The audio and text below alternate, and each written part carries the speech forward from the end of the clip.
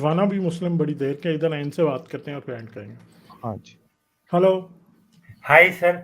मैं पहले क्या भी हाल है? आपकी स्ट्रीम पे हाँ, आया आप था आए थे थोड़ी आए देर। थे आए थे आए थे जी, हाँ, बिल्कुल बिल्कुल मुझे याद है। सर उस दिन मैं थोड़ा सा घबराया हुआ था क्योंकि आज तक मैंने कभी पब्लिक स्पीकिंग नहीं किया है। आज होप कर रहा हूँ आज कुछ मैं और बात करूंगा आपसे। कर सकता हूँ? थोड़ा सा टाइम होगा आपके पास, मतलब कि स्ट्रीम बंद ज़्यादा करनी? टाइम नहीं है, मैं आपको सिर्फ 10 मिनट दे सकता हूँ, इसलिए अपनी बात को ज़रा अच्छा, जल्दी वैसे जल्दी तो कंक्लूड करें। हमारे मैंने पास कुछ टाइम नहीं है पॉइंट अब। आज अच्छा, पहले मैं ये पूछना चाहता हूँ, जस्ट अपनी इन्फॉर्मेशन के लिए, कि आप लोगों को सिलेक्ट किस बेसिस पे करते हैं बात करने के लिए?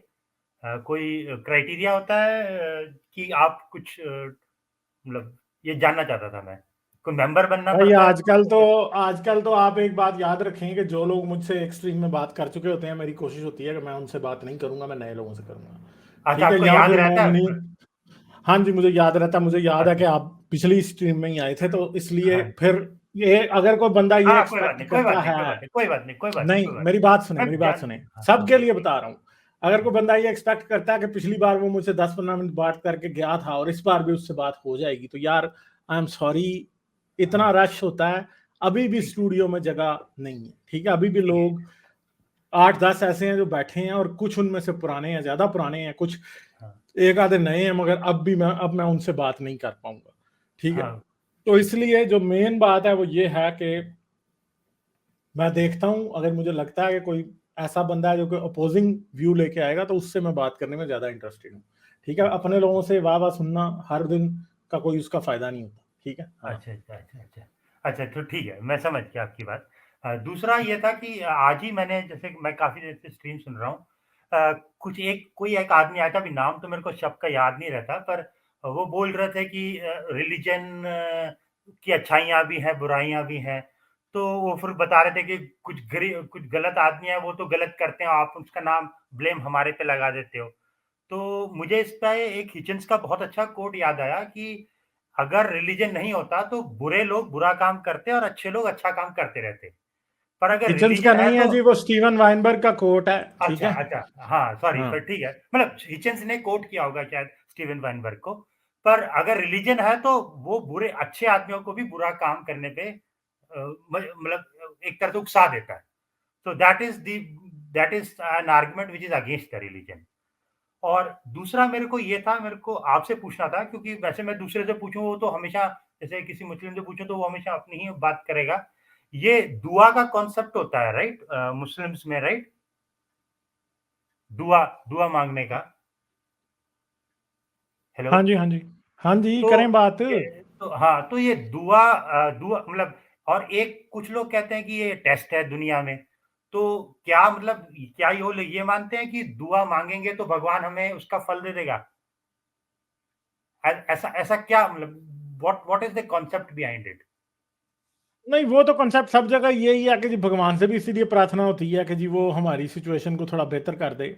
बस यही है। तो पर ठीक वो है। ये भी बोलते हैं कि भगवान हमारे लिए मुश्किल क्रिएट करता है, अगर हम उस टेस्ट में पास हो जाते हैं तो हमें जो उसका फ़ायदा है वो जन्नत में मिलता है। तो यहाँ पर भी मतलब दोनों तरह के भगवान हेल्प करता है, ये बोलते हैं। मगर ये बहुत बेसिक बातें हैं, अब आप बहुत ही बेसिक लेवल की बातें कर रहे हैं, लोगों को ये सारा कुछ पता है, तो आप ये जाके मेरे से अब इस तरह की बात ना करें, क्योंकि मेरे पास टाइम इतना नहीं, नहीं नहीं, होता कि मैं हर बेसिक को दोबारा एक्सप्लेन करूं। I am sorry. अच्छा, मुझे मुझे एक्चुअली मतलब मैं इस आर्गुमेंट से एक फर्दर आर्गुमेंट जो कि उनको डिफीट करने के लिए यूज़ हो सकता है, वो कंस्ट्रक्ट करने की कोशिश कर रहा था। तो पर आप नहीं बताना चाहते, कोई बात नहीं, अगली बात पे चलते हैं। आपने चलें, थोड़े आप दिन पहले, जरूर किसी और से पूछें, आप खुद भी थोड़ी रिसर्च करेंगे, दुआ अरे क्या है, दुआ दूसरे लोग, मैं इतनी बेसिक्स अगर मैं बताऊंगा मैं। नहीं, मैं अब अगर नहीं इतनी अगर बेसिक्स बताऊंगा। अरे वो तो देखो, प्रेयर तो प्रेयर होती है। इतना कॉमन सेंस तो मुझे भी मालूम है कि प्रेयर होती है और उसका फलसफा तुम्हें मिलता है, वो तो मुझे भी कॉमन सेंस पता है। पर बात यह है कि जब आर्गुमेंट की बात आती है तो फिर वो बोलते हैं कि प्रेयर तो मतलब अगर प्रेयर होती है तो अच्छे कर्मों की वजह से प्रेयर होती है, तो उसका फलसफा दूसरी जगह मिलता है या इस जगह मिलता है, ये मैं पूछ रहा था। एनीवे, चलें, अगर आप नहीं कर चलें। सकते, दूसरी बात पे, दूसरा, आपने कुछ वेस्टिजियल ऑर्गन्स पे कुछ बात किया था थोड़े दिनों पहले। तो वैसे मुझे मैं मानता हूँ कि आपको जब इतना पढ़ा है तो ये भी पता होगा। पर वेस्टिजियल ऑर्गन में मुझे ऐसा लगा कि आप तो सही कन्वे कर रहे होंगे, पर मुझे ऐसा लगा कि आपकी तरफ से जो मैसेज जा रहा है वो ये जा रहा है कि कोई ऑर्गन अगर यूज नहीं होता तो इवोल्यूशन से अपने आप एक्सटिंक्ट हो जाता है। मुझे पर वो एक्चुअली ये बात नहीं है।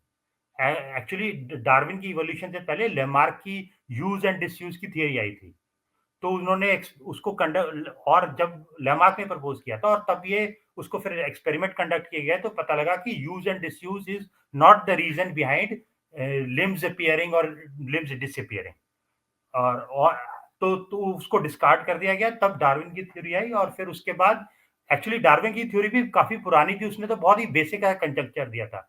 हमारे पास बहुत स्ट्रॉन्ग एविडेंस है, वो जीन है, जीन्स का जो क्रोमोसोम्स का, दैट इज that is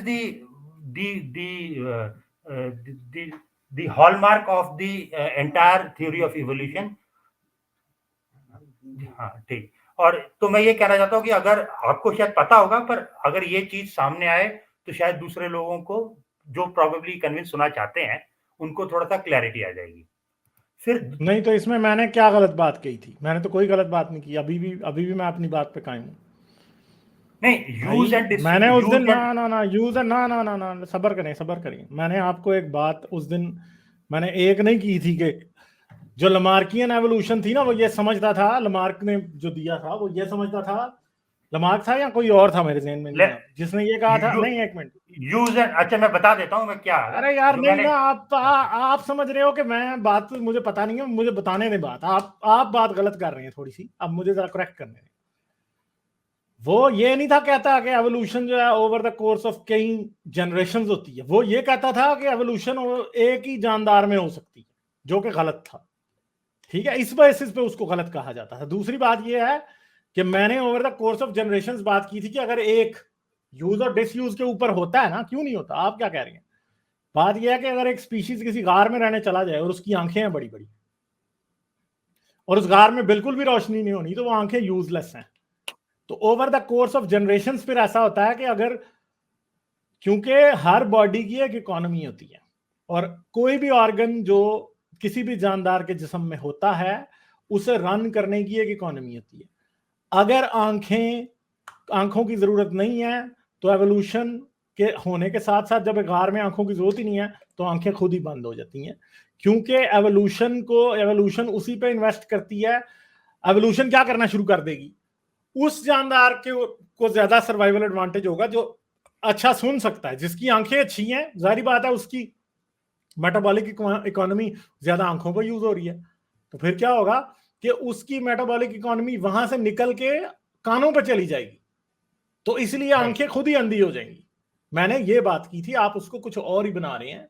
सही नहीं, है एक्चुअली अब मुझे मालूम नहीं आप क्या एक्चुअली कन्वे कर रहे थे, पर जो कन्वे होकर आ रहा था वो ये था। चले आप उस कन्वर्सेशन को पूरी जाके सुनिएगा जो मेरी एवोल्यूशन पे नहीं, मैंने तो पूरा ही सुना, थी।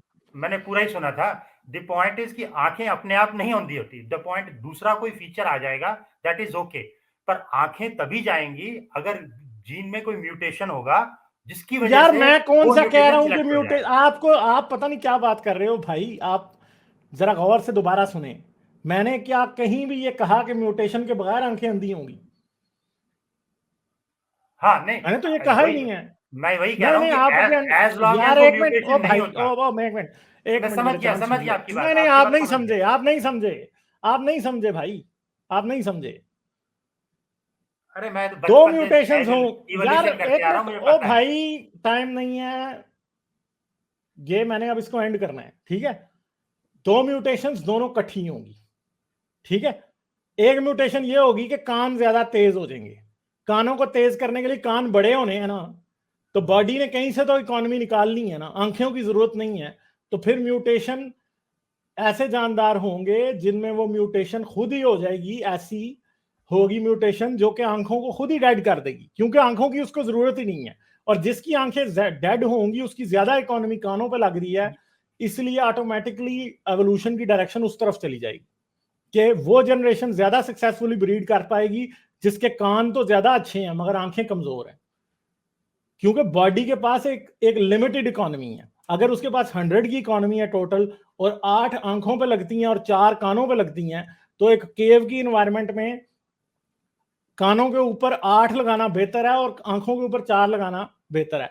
तो 4 जब लगेंगी कानों के आंखों के ऊपर तो आंखें अंधी हो जाएंगी। मैं आपकी बात समझ गया। जो आप इकोनॉमी की बात कर रहे हैं ना, वो इकोनॉमी का कॉन्सेप्ट ना ऐसा कुछ नहीं कोई एक्टिवली मॉनिटर करता है कि मेरी बॉडी की इकोनॉमी क्या होगी।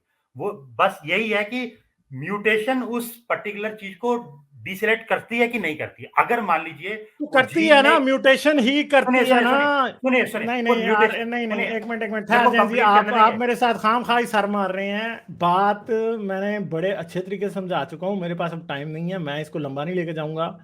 बात जरा गौर से दोबारा सुन लें। मैंने कहीं भी कोई ऐसी आप चले गए लमार्क पे पीछे, भाई लमार्क की तो बात ही नहीं है। हमारे पास आज इन बातों का ऑब्जर्वेशनल एविडेंस है कि गारों में वही जानदार जो गार से बाहर होते हैं आंखें होती हैं, गार के अंदर होते हैं आंखें नहीं होती, कान बड़े हो गए होते हैं, बस इतनी सी बात है।